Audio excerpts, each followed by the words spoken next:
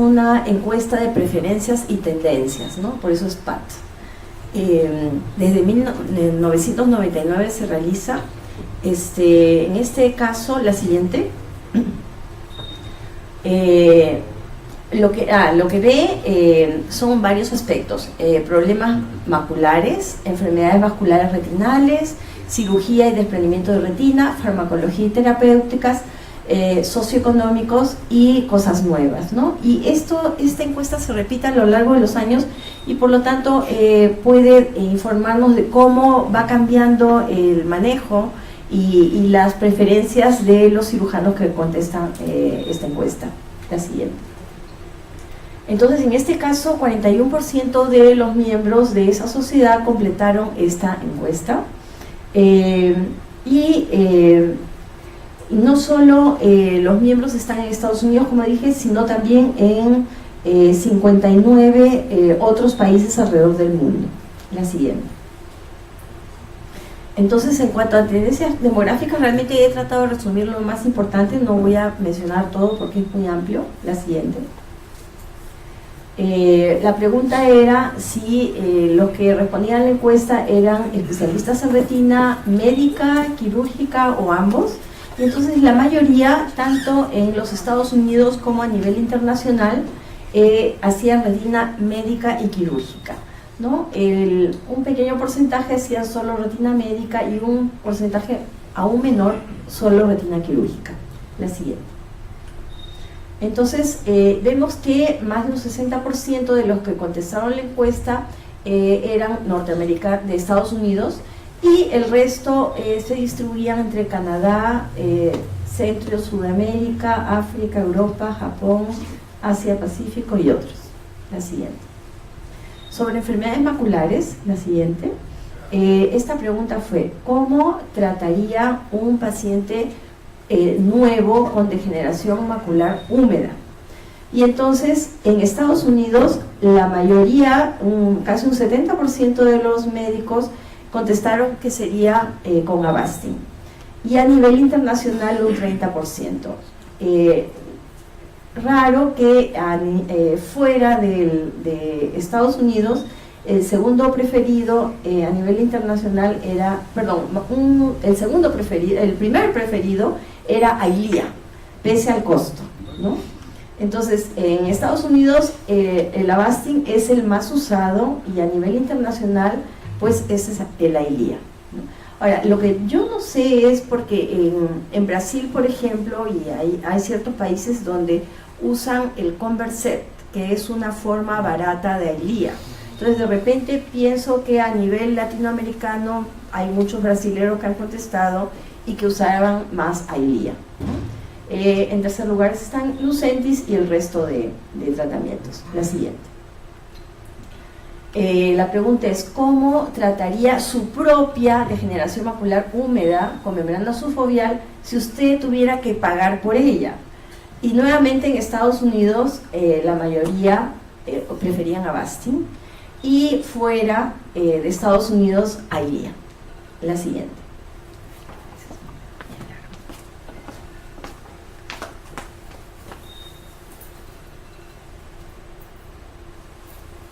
La otra pregunta es: en general, ¿cómo trata pacientes con degeneración macular húmeda con membrana neovascular activa? Y son los esquemas de tratamiento. Se trata, en la gran mayoría trata hasta que seque a la tomografía y luego tratar y extender, tanto en Estados Unidos como a nivel internacional. Y el segundo esquema de manejo era PRN, tratar hasta que esté seca, y después, siempre que hay una recaída o que se reactiva, se trata, ¿no? Pero observen que tanto en Estados Unidos como a nivel internacional, la terapia más usada es tratar y extender, ¿no? Esto nos permite evitar las recaídas, porque hasta que el paciente llegue por una recaída, puede ser demasiado tarde, hacer una hemorragia masiva, o la membrana de hacerse extrafoveal pasar a ser subfoveal, y por lo tanto la visión ya no va a ser tan buena. El tratar y extender nos permite que no hayan esas recaídas, y por lo tanto es el esquema de tratamiento más usado ahora. La siguiente. ¿Qué factor hace que usted determine cómo extender el intervalo del tratamiento del paciente, y la gran mayoría es tomografía, ¿no? La agudeza visual es en menor porcentaje. Lo más importante y de lo que nos guía el tratamiento es por OCT. La siguiente.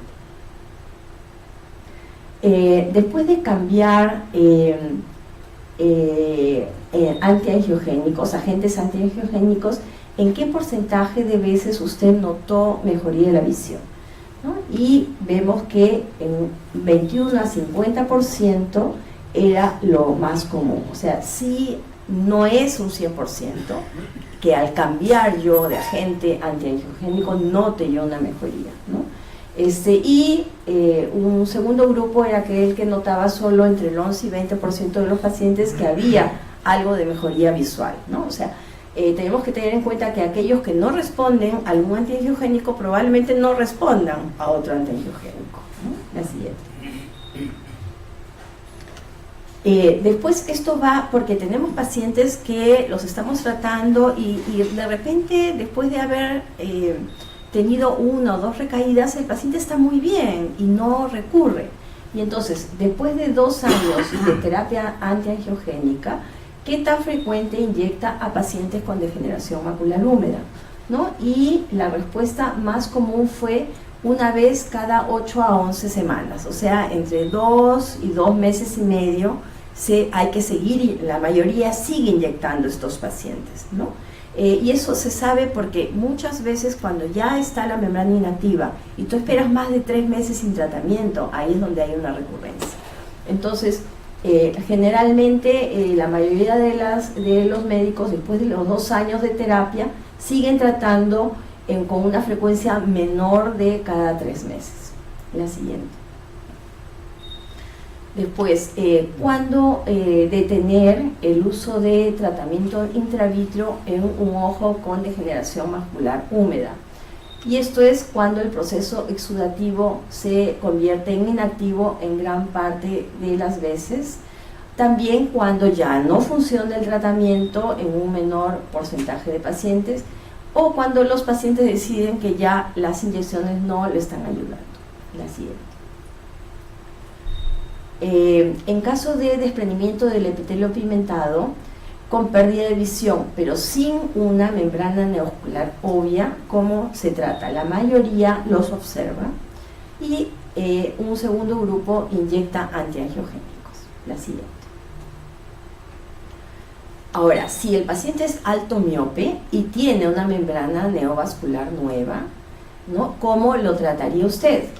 Entonces, la gran mayoría tratan con antiangiogénicos hasta la que la lesión sea estable y de ahí se detiene, ¿no? Porque a diferencia de las membranas neovasculares en la degeneración macular relacionada a la edad, las membranas miópicas responden muy bien, a veces con una única inyección, ¿no?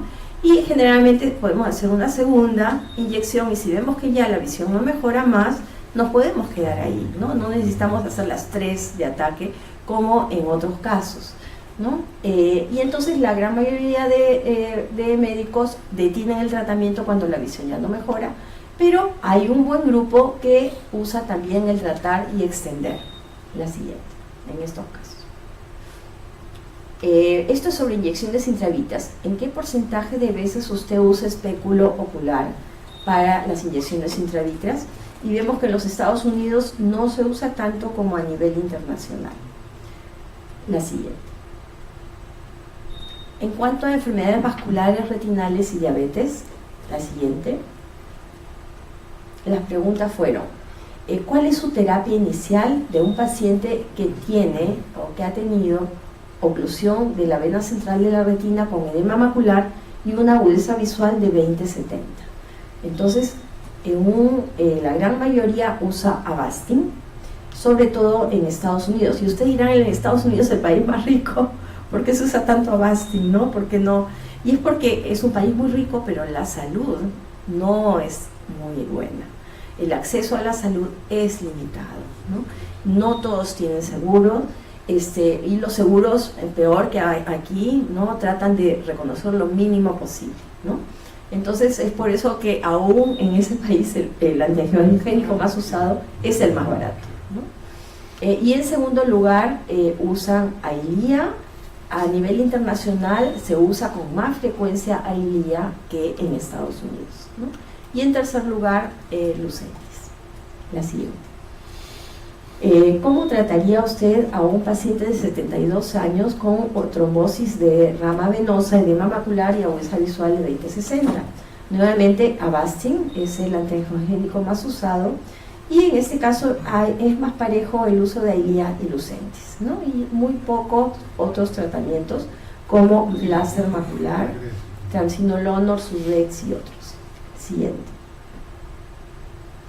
¿Cómo trataría a un paciente con obstrucción de rama venosa que tiene un edema macular ya resuelto con agudeza visual de 20/25 después de 3 inyecciones antiangiogénicas? O sea, en este caso es como cómo se seguiría a este paciente, ¿no? Entonces, la gran mayoría observa y monitoriza cada 4 a 6 semanas y trata si hay una recaída. Y el otro grupo trata también en un esquema de tratamiento, de tratar y extender, ¿ya? Y claro, este esquema de tratar y extender no solo reduce las recaídas, sino que reduce la carga de control del paciente, ¿no? En lugar de estar viéndolo mensualmente para ver si recae, entonces lo veo primero al mes, después al mes y medio, a los 2 meses, y así voy extendiendo el intervalo de controles y tratamientos. La siguiente. En este caso de edemas maculares no es tan crítico, tan crítica la recaída como en el caso de una membrana neovascular en degeneración macular relacionada. La siguiente. ¿Cómo trataría a un paciente con oclusión venosa retinal con edema macular significativo después de respuesta inadecuada? O sea, después del fracaso de 3 inyecciones intravítreas, ¿qué es lo que hace? La mayoría cambia a otro antiangiogénico, pero un buen grupo cambia a implantes de dexametasona. Y hay un grupo más pequeño que hace un cambio a triamcinolona o continúa con el mismo antiangiogénico. Porque a veces lo que nos decían, recomendaban los trials, era hacer 6 inyecciones intravítreas, ¿no? Antes de hacerle un switch. No, pero la mayoría lo que hace es, después de 3 inyecciones intravítreas, no ha habido respuesta, hace el switch, bien a otro antiangiogénico o a corticoides. La siguiente. Todavía no tenemos Orsudex, pero sabía que iba a ser lanzado al mercado en el Perú en este año. ¿Cuál es el tratamiento, su tratamiento inicial de elección para edema macular clínicamente significativo que no compromete el centro foveal, ¿no? Que amenaza al centro pero no lo daña? Entonces la mayoría hacía láser macular, y el resto del grupo ponía inyección antiangiogénica para prevenir que no se extienda al centro de la mácula o observaban a estos casos. La siguiente.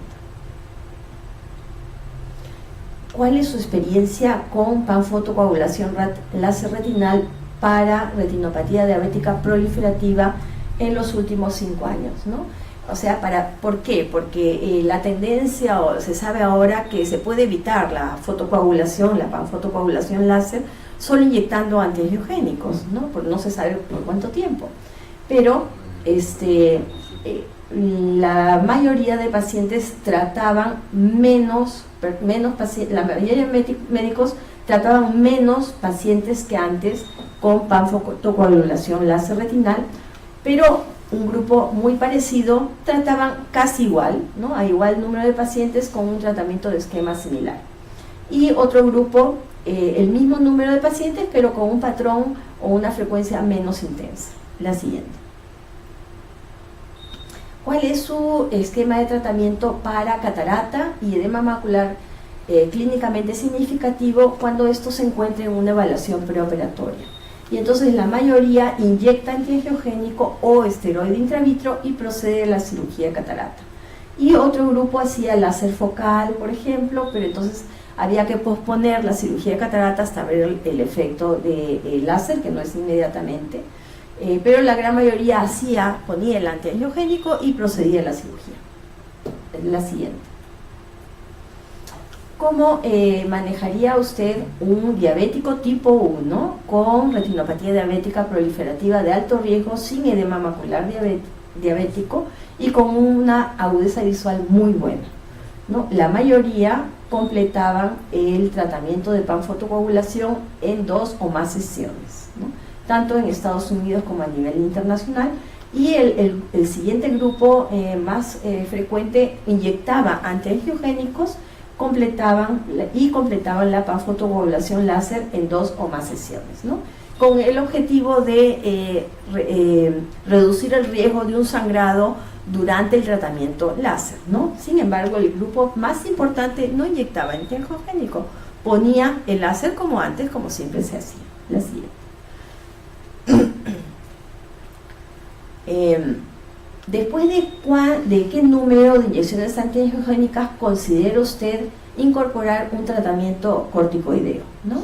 Y entonces lo más común es, después de 4 a 5 inyecciones antiangiogénicas, se decidía incorporar, esto es en edema macular diabético, ¿no? Incorporar tratamiento corticoideo. La siguiente. ¿Cómo trataría inicialmente a un diabético joven con tanto edema macular severo y retinopatía diabética proliferativa avanzada?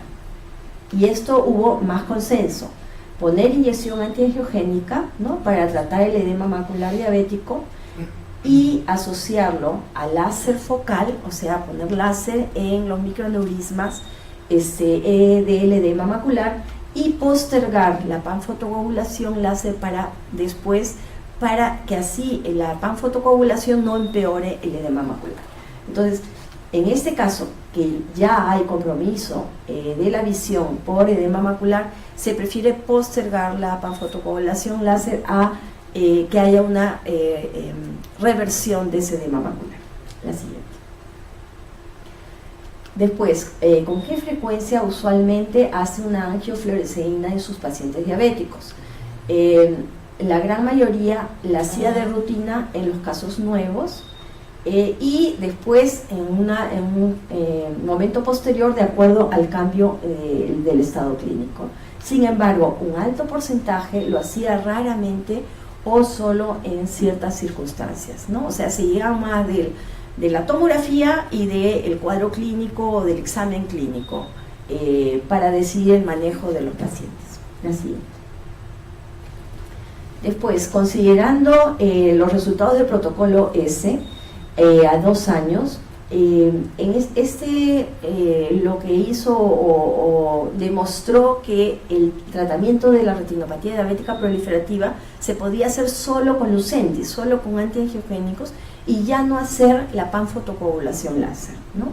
Y entonces la respuesta fue, en la gran mayoría, no lo hacía porque no podía confiar en que el paciente regresara para seguir inyectándolo siempre. Entonces, en una de esas podía haber una progresión, un sangrado o perder al paciente y su tratamiento no completarse, ¿no? Después, en otro grupo, los resultados no lo convencieron de que es adecuado sustituir con tratamiento antiangiogénico una panfotocoagulación láser, ¿no?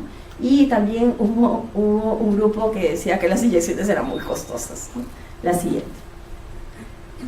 En cuanto a cirugía y desprendimiento de retina, la siguiente. ¿Cuál es su recomendación usual para un desprendimiento de retina superior pseudofáquico, o sea que no tiene cristalino, con la mácula aplicada, con una miopía de -3 y un desgarro único? La gran mayoría hacía vitrectomía sin cerclaje, ¿no? O sea, siempre y cuando no sea un desprendimiento con PBR, una vitrectomía sola permite solucionar un desprendimiento pseudofáquico muy satisfactoriamente. La siguiente. ¿En qué porcentaje de casos de desprendimiento de retina usted pone un cerclaje, ¿no? Entonces la tendencia es a poner menos cerclaje, ¿no? ¿Por qué? Porque prolonga la cirugía, porque se asocia a complicaciones, porque va a causar miopía al paciente, miopizarlo al paciente, porque muchas veces no es necesario, ¿no? Porque llegan pacientes antes también. Entonces, la gran mayoría era entre 1 y 10%, ¿no? Seguido de 11 a 20% de los casos que también lo colocaban. La siguiente.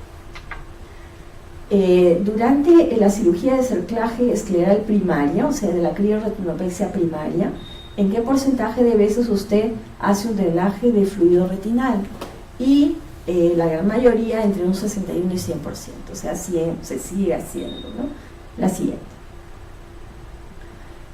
¿Qué procedimientos usted realiza durante la cirugía de vitrectomía para desprendimientos de retina con compromiso macular y con una rotura en la media periferia, ¿no? Y entonces la gran mayoría hacía dentro de la vitrectomía un intercambio de fluido y drenaba el líquido a través de la rotura. Sin embargo, a nivel internacional se usaba bastante perfluorocarbono. Había un 47% de los que contestaron usaban el perfluorocarbono para hacer el intercambio aire fluido y favorecer el drenaje a través de la rotura.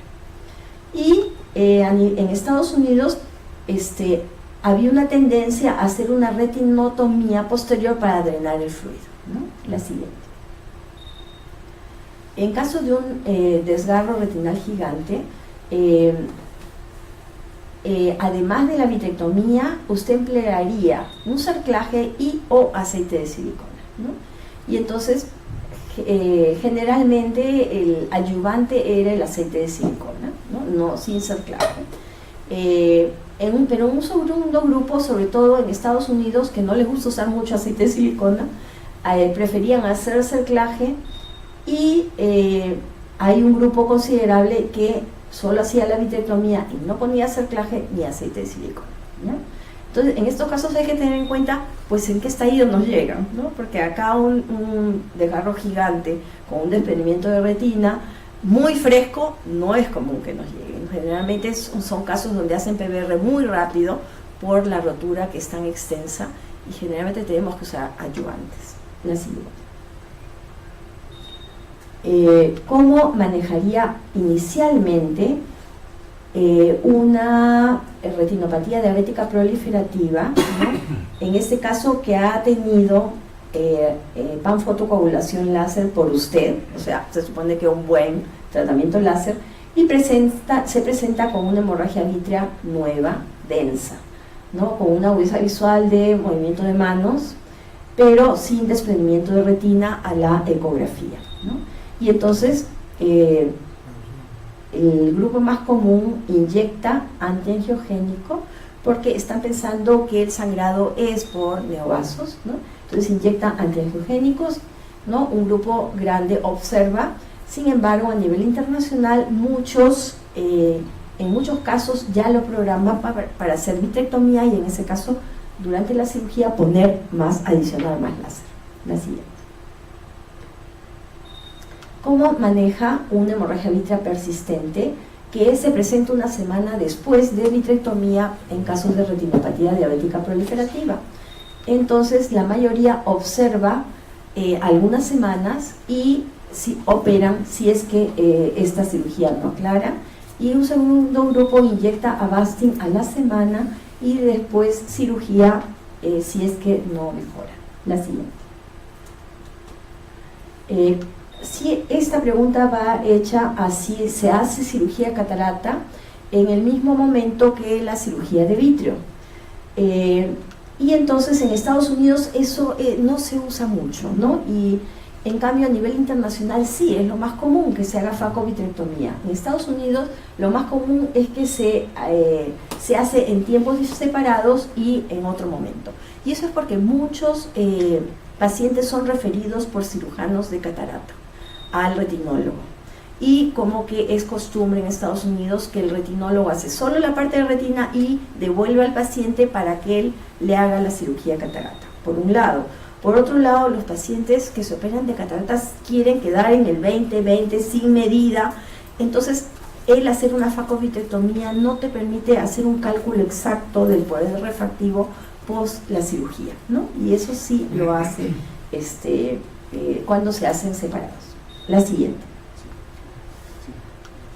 Usted maneja pacientes preoperatorios con los nuevos anticoagulantes en forma diferente que los pacientes tradicionales, ¿no? Y entonces lo más común es que uno trata de detenerlos, los anticoagulantes, pero consultando con el cardiólogo. Sin embargo, un grupo, sobre todo más común en Estados Unidos, es que no suspenden los anticoagulantes de ningún tipo, ni los antiguos ni los nuevos, ¿no? Sobre esto, hay estudios que en cirugía de catarata la tendencia es a no suspenderlos, a no suspenderlos. En cirugía de vitrio se puede no suspender si esta es muy urgente. Sin embargo, se ha visto que si el paciente va a sangrar un poquito más, ¿no? Pero ese sangrado no va a ocasionar algo masivo, catastrófico. Entonces, siempre hay que conversar e informarle al paciente, pienso yo, y decidir con él. Sin embargo, la tendencia es a casi no suspender o suspender consultando con el cardiólogo, ¿no? Y siempre poner una balanza riesgo-beneficio de suspender el anticoagulante. La siguiente. ¿Para qué porcentaje de casos usted pela la membrana limitante interna durante una vitrectomía de rutina para edema epimacular? Y la gran mayoría sí pela la membrana limitante interna, que permite que haya una menor recidiva de la membrana epimacular. La siguiente. En un paciente con tracción vitreomacular sintomática focal y agudeza visual de 20-60, ¿cómo usted lo maneja mejor? Y entonces la gran mayoría hace vitrectomía plana solo removiendo la hialoides posterior. Sin embargo, hay un buen grupo que además pela la membrana limitante interna. La siguiente. ¿En qué porcentaje de las vitrectomías que usted ha realizado en los últimos 12 meses fueron de 27 Gauge? Entonces, esto es porque la tendencia es a eso, ¿no? Sin embargo, aún en Estados Unidos y a nivel extranjero, la frecuencia es 0% en el último año. O sea que es todavía no se está usando como a veces la propaganda de las casas comerciales nos quieren vender, ¿no? O sea, aún en Estados Unidos hay un buen porcentaje, la mayor parte todavía ni lo ha usado. La siguiente. En cuanto a farmacología y terapéutica, la siguiente. ¿En qué pacientes con degeneración macular húmeda usted consideraría el usar terapia fotodinámica junto con un tratamiento antiangiogénico? Entonces, sobre todo si falla la monoterapia con antiangiogénico en un buen porcentaje, y también en caso que se demuestre con indocianina que hay un vaso que está alimentando la membrana en un buen grupo, ¿no? Acá no tenemos indocianina, desgraciadamente. La siguiente. Después, ¿qué antiangiogénico usted escogería para degeneración macular relacionada a la edad, edema macular diabético y trombosis venosas retinales basados en su eficacia a largo plazo y seguridad? Entonces, tanto en Estados Unidos como a nivel internacional, sin tener en cuenta los costos, solo basados en su eficacia a largo plazo y seguridad, la mayoría prefiere Eylea. Y no es porque laboratorios oftálmicos, MP oftálmicos, nos esté ofreciendo el Coffee Break, sino que estos son los resultados de su survey. De todas maneras, agradecemos al laboratorio por su colaboración. La siguiente, creo que es la última. Sí, muchas gracias. ¿Alguna pregunta? Me sorprende una cosa, me sorprende las casas comerciales que tienen láseres de micropulso o los amarillos.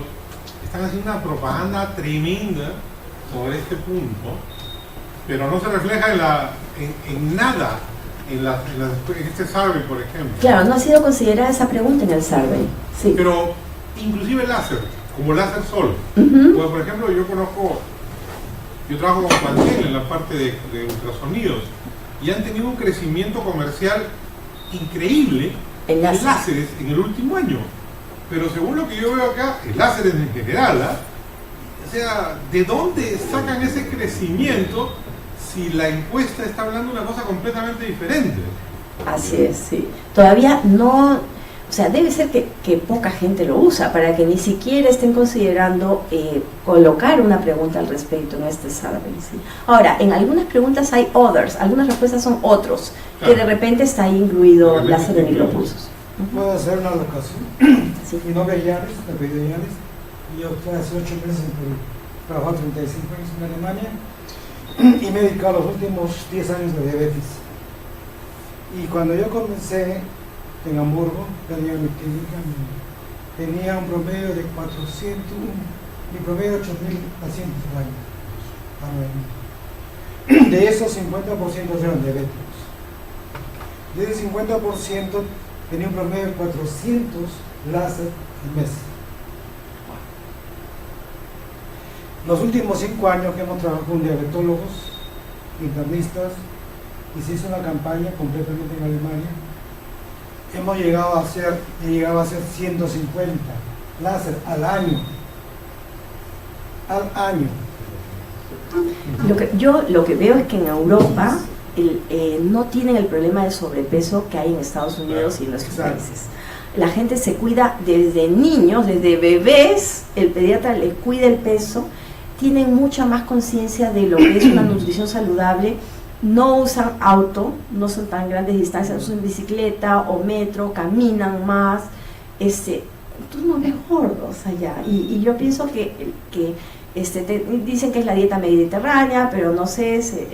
No, pero es que también, discúlpeme, hay estratos.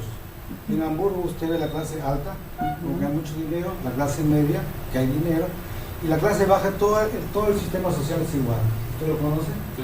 Pero yo trabajaba también, tenía una consulta en la casa social, donde son los obreros, los migrantes, los ocupados, donde esperan al fin de mes que les dé el gobierno su dinero, y se llenan de McDonald's, se llenan de tabaco, fuman como locos, sí. Toman como locos, y a las 2 semanas no tienen dinero.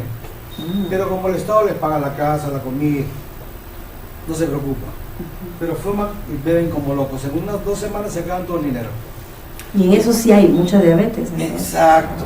Pero entonces justamente ese grupo hemos ido con la campaña con los diabetólogos y trabajando, dale que dale. Y ahora los controles para los diabéticos son detectado diabetes, hipertensión, es la mezcla, colesterol, diabetes, hipertensión. Y tenemos cada vez un año OCT, OCT anual. Se le diagnostica cada 6 meses, control.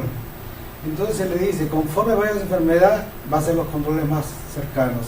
¿Por qué? Porque todo diabético de 20 años va a ser ciego. Entonces la gente entiende bien que van a ser ciegos. Entonces van al médico o se les llama. Y además que el diabetólogo les controla el peso, bueno. Entonces, ¿qué haces? El oftalmólogo, una vez al año, cada medio año. De ahí y hacemos láser primero, siempre, y entramos, porque con la medicina social, Avastin, primera línea. Ailea solo cuando después de la 6ª inyección de Avastin. Se fracasa. 6 es bastante. Sí. Por ejemplo, en Inglaterra la hacen después de 10. Porque en Europa también se diferencia. Los sistemas sociales son diferentes. La luz son diferentes. En Alemania ese protocolo así. 6 inyecciones, Ailea. 6 Avastin, Ailea. Switch. Y después los protocolos son cada 6 semanas una inyección. Después de la segunda inyección se le hace la tomografía de OCT, se vuelve a hacer inyectar a las 6 semanas, se deja 3 meses de pausa, de tranquilidad. De acuerdo, si la visión ha bajado, se toma de nuevo la tomografía y se inyecta. O el paciente mismo ya viene y pide su inyección. O sea que después de la dosis de carga, sí, de 3, se hace al mes y medio y a los 3 meses, sí, y cada 3 meses, si es que en la OCT hay edema macular. Claro. La Orsudex la estamos usando hace 3 años recién. El problema del Orsudex queda 6 meses, no se puede sacar, sube la presión muscular y no podemos hacer nada. Entonces hay pros y contras. Nos la venden muy bien la Pfizer, ¿no? Tiene mucho dinero, pero es el último.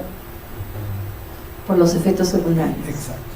Y además, y dicen que a veces hasta el cuarto mes, ¿no? Y ya ahí recidiva el edema macular. Yo he inyectado unos 10 en nuestro grupo, inyectamos 17.000 al año más o menos, de las cuales Orsus estamos en 1.000, no más, porque el Leo es última generación.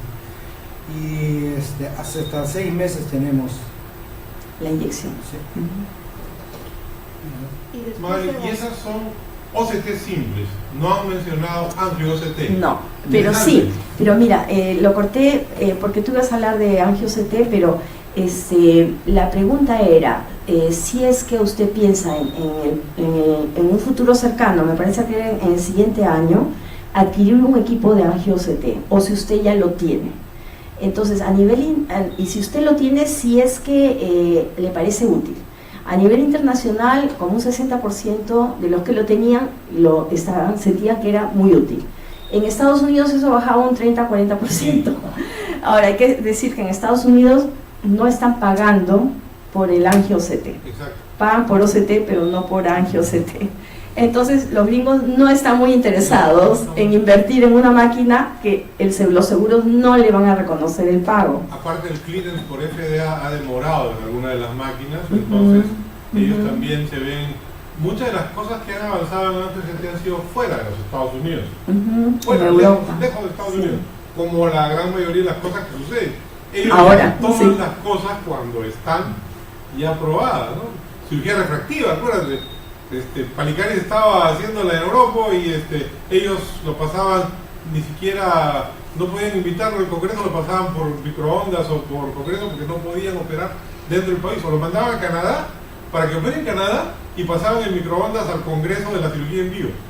Ese es el problema que tiene Estados Unidos. Sí, y ahora mismo está pasando por una etapa de oscurantismo, ¿no? Con los republicanos que son anti-aborto y pro-life, y entonces no pueden manipular embriones y todo el estudio genético, y todo esto se ha venido retrasado porque está muy limitado. Células madre, por ejemplo, está también retrasado. Así es, sí, en Estados Unidos.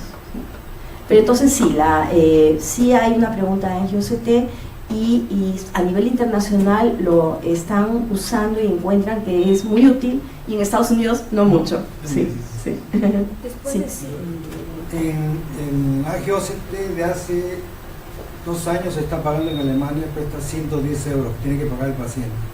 Ya, sí están reconociendo.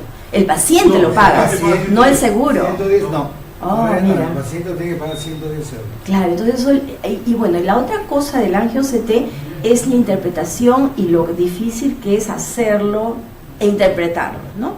Entonces eso toma tiempo del médico, no del técnico, sino el médico tiene que ir y analizarlo. El técnico no te va a dar un diagnóstico de angio-OCT, entonces, ¿qué médicos van a estar perdiendo tiempo, entre comillas, sin que les paguen, interpretando y haciendo un angio-OCT? Sí. No, en Alemania solo los médicos podemos hacer.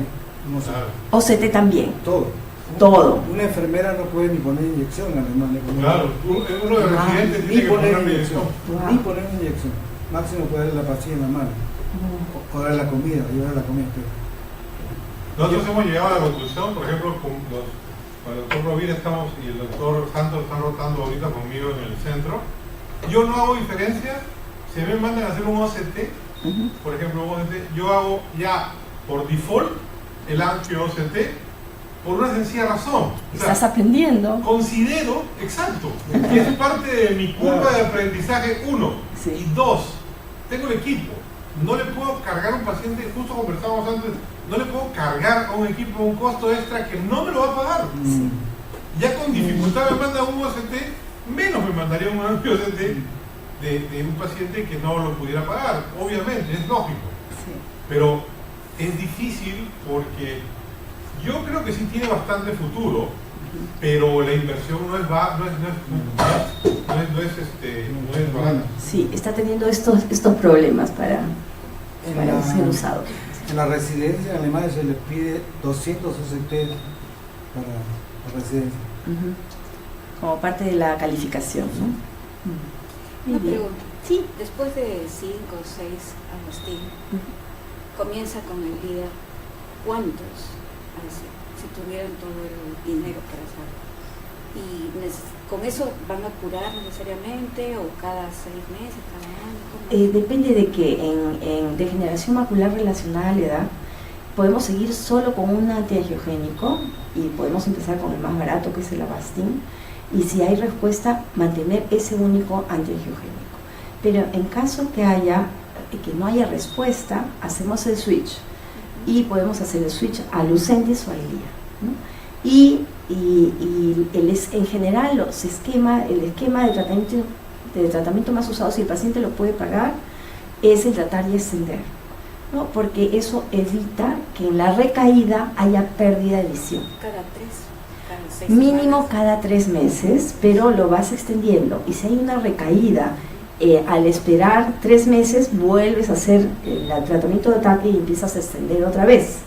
Entonces es un manejo que es flexible. Tú aprendes a reconocer en qué momento va a reactivarse la membrana, porque habrá algunos que se reactivan a los 2 meses y medio, otros que se reactivan a los 3, otros que los tienes ya 1 año y medio, 2 años y no se ha reactivado y no sabes cuándo detenerlo. Pero si lo detienes, de repente ahí he tenido 2 pacientes que después de haber debutado y después yo mantenerlos, a una paciente le diagnosticaron un SEA de mama y dejó 4 meses y de 20, 25 que tenía visión, vino porque hace una semana había notado en su ojo único que había bajado la visión. Le inyecté ese mismo día y ya la visión no mejoró de 20 a 60.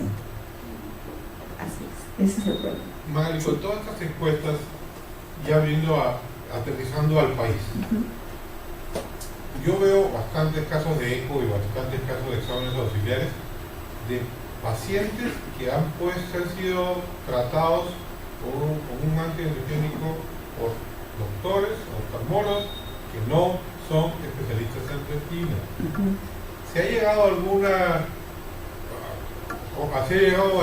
de hecho he visto hasta glaucoma facoanafiláctico por ruptura de cápsula posterior, no sé si lo has visto, Por la inyección. por la inyección, ¿no? Entonces, ¿hay alguna parte de la ética o parte de que el grupo de retina esté viendo esto o averigüe cuántos que no están capacitados para poner, entre comillas, estén colocando? Porque hay una fiebre, o sea, cualquiera te pone, hasta te lo ponen por cualquier cosa. Cuidado, ese es el problema, cuidado. porque la técnica es muy sencilla. Claro, El problema cualquiera. es que están poniendo agujeros maculares, en membranas epimaculares, en indicaciones que no son, ¿no? Y siempre es un procedimiento invasivo. Pero aún en Estados Unidos, y una de las preguntas del PAT Survey era que en su área, ¿quiénes ponen las intravítreas? Y realmente aún en Estados Unidos las ponen médicos no especialistas en retina.